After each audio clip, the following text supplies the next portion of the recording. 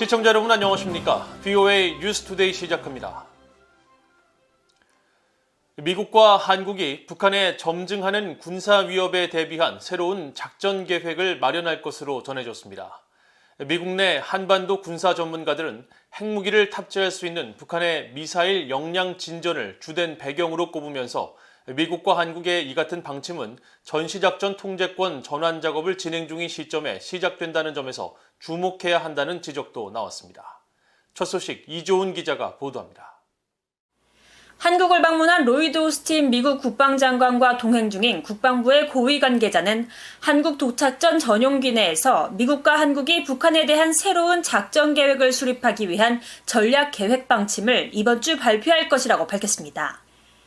북한은 핵 능력을 발전시켜왔고 지난 몇 년간 전략적 환경이 변화했다고 말하고 북한의 즉각적인 위협에 따른 것은 아니라면서도 기존 대북 작전 계획이 수립된 건 10년가량 지나 개정된 작전 계획을 보유하는 것은 적절하고 필수적이라는 겁니다. 미국 내 군사 전문가들은 핵무기를 탑재할 수 있는 북한의 미사일 역량 진전을 주요 배경으로 꼽으면서 북한의 핵미사일 역량이 통합적으로 진전됨에 따라 북한에 대한 새 작전 계획 수립 필요성이 생겼을 것으로 분석했습니다.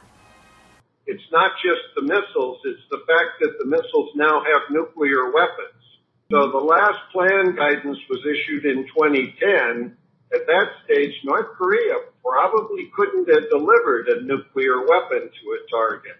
But now they potentially can. 베넷 선임연구원은 특히 북한의 최근 탄도미사일 실험에 주목하면서 북한이 핵무기 탑재 미사일로 공격하려는 한국의 공군은 12개 공군기지에 배치돼 있고 이들 기지의 수는 45기의 핵무기를 갖고 있을 북한이 쉽게 공격할 수 있는 매우 적은 규모라고 지적했습니다. The cruise missiles that they tested may not be able to carry nuclear weapons, but the ballistic missiles they tested almost certainly can, and they can reach anywhere in South Korea. 앞서 미국 국방부 고위관리는 북한의 미사일 역량 진전으로 영내 안보 환경이 변화하고 있다고 지적한 바 있습니다. The Democratic People's Republic of Korea, DPRK, continues development and deployment of more capable intercontinental ballistic missiles that have destabilized and reshaped the security environment in East Asia. 한미 연합사 작전참모 출신인 민주주의 수호재단의 데이빗 맥스웰 선임연구원은 전시작전 통제권 전환과의 연계성을 주목했습니다. 미한 작전 계획은 여러 요인 때문에 정기적으로 수정 보완되지만 이번 방침은 양국이 전작권 전환을 지원하기 위한 최상의 운용 계획과 역량을 갖춰야 하는 시점에서 이뤄져 중요하다는 겁니다. 맥스웰 선임연구원은 그러면서 새 작전 계획은 억제가 실패할 경우 전쟁을 막기 위해 미한 연합군을 어떻게 최적화하고 한국을 보호할지, 또 북한의 핵무기와 미사일을 넘어 북한 정권의 본질과 목표, 전략 등 모든 상황을 고려해 작성돼야 한다고 강조했습니다. VOA 뉴스 이조은입니다. 유엔이 진행 중인 여성폭력 추방 캠페인에 탈북 여성들이 참여해 군대 내 성폭력 등 북한 여성들이 겪고 있는 여러 폭력 피해를 알렸습니다.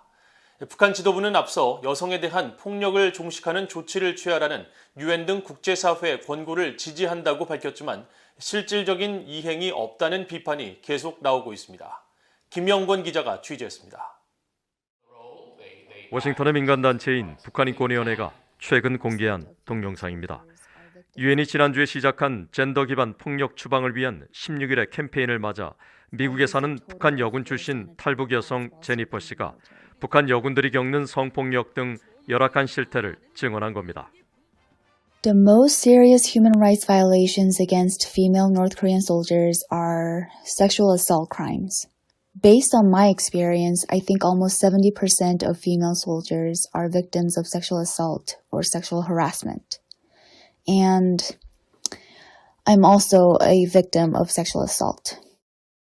김 씨는 23살 때 부대 정치 군관으로부터 강압적으로 성폭행을 당해 임신했고 이후 마취도 하지 않은 채 강제 낙태 수술까지 받았다고 말했습니다. 노동당 입당 결정 등 막강한 권한을 가진 정치 군관의 요구를 거부할 경우 자신의 미래가 송두리째 날아가기 때문에 이런 수모를 감내해야 했다며 그 상처와 고통은 지금도 자신을 괴롭히고 있다고 밝혔습니다. 영국에서 북한 인권운동가로 활동하는 탈북민 출신 박지은 씨도 지난주 유엔 여성기구 영국 국가인권위원회와 영국 여성단체 전국연맹이 시작한 젠더 기반 폭력 추방을 위한 16일의 캠페인 발대식에 참석해 자신도 겪었던 인신매매의 악몽 등 북한 여성들이 겪는 여러 피해를 증언했습니다. 북한은 뭐 성폭력이나 성추행 이런 거 같은 문제에 대해서 이제 정부 자체가 크게 관여를 안 한다고 봐야 되는 거잖아요. 오히려 피해자가 더 욕을 먹는 그런 사회잖아요. 특히 이제 뭐 북한이 이제 남녀평등법을 발표했어도 남녀에 대한 서로 존중이 없기 때문에 남자가 이제 여자한테 이러한 범죄를 저질러도 누군가 이걸 처벌할 수 없다는 거죠. 그러니까 아주 심각하고요.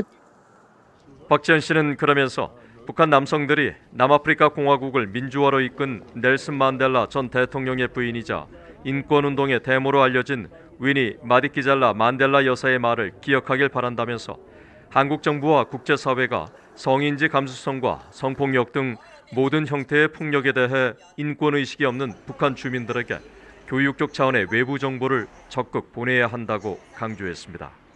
그분이 그때 얘기했잖아요. 우리 모두가 서로 다른 여성에게서 태어났다고.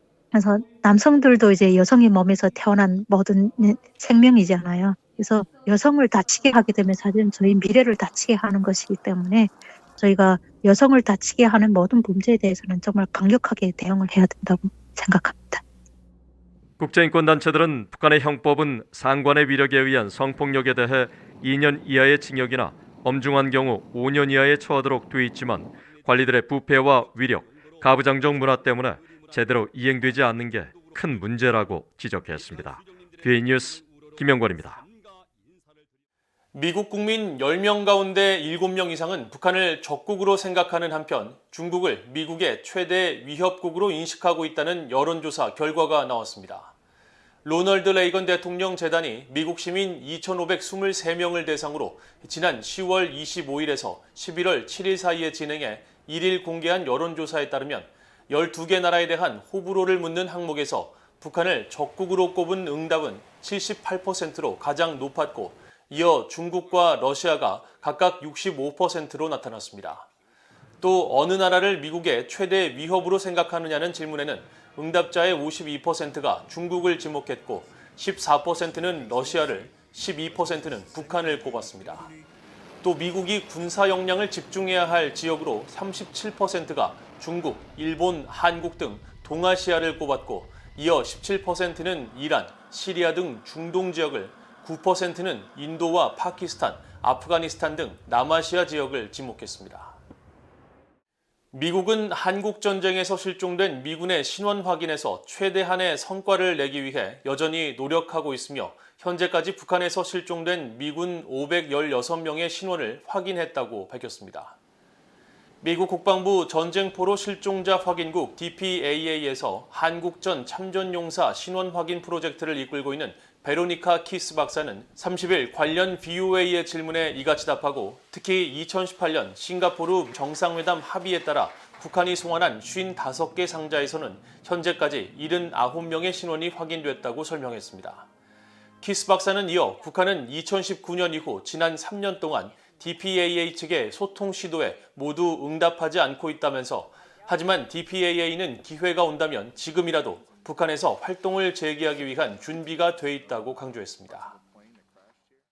6.25 한국전쟁 국군 포로들과 탈북민들의 트라우마를 치료하고 위로하기 위한 한국 내 북한 인권단체 정기 공연이 1일 서울에서 열렸습니다.